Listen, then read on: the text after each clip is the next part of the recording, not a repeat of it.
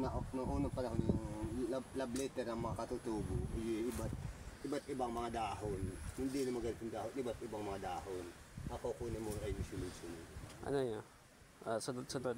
Halimbawa, limuran. Limuran. Limuran. Tapos taligharap. Tapos kuha ka ng pako. Tapos tumarim. Tumarim yan. Ito pa rin. Yan. Ano yun? Pag kanya mo itong pako, ay nasa ng iyong pangako. Saan yung pangako? Pag itong taligharap, huwag kang haharap kahit ka ngayon. No? Wala. Yan. Pagka itong limuran, wag kang